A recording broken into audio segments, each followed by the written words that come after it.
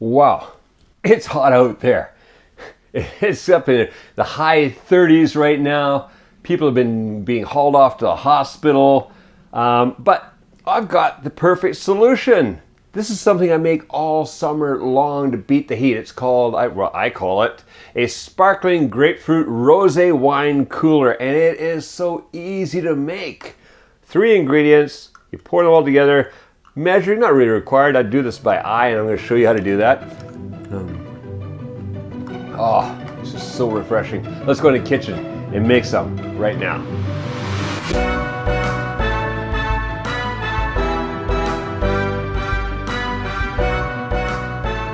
All right, I love this drink because it is so easy to make. All I do is I keep it in the refrigerator, chilled at all times, is some grapefruit juice, some rosé wine, and some sparkling water. I usually have a big bottle in the fridge at home.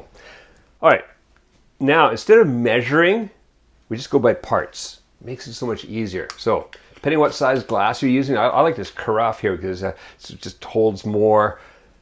What you want to do is you want to go like about a quarter. This is not that exact science. So we fill this about quarter full with a rosé wine. That looks good.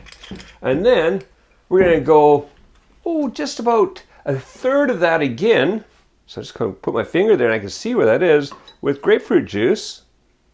Oh yes. There we go. And then top it off with some nice fizzy sparkling water. You can put ice in if you want, but because I keep everything chilled, it's perfect just as it is. Look at that.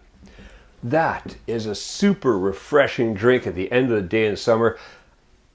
I don't think a day ever goes by in summer I don't have this. At least 2 glasses worth. So refreshing. Just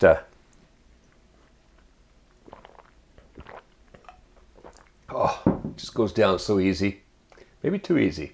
Enjoy this sparkling grapefruit rosé wine cooler.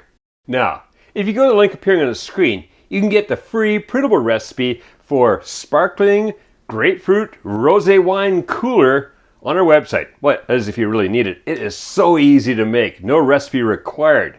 But go print out the recipe, have fun making and drinking this, and get totally refreshed. And make cooking fun again with Kuma's Kitchen.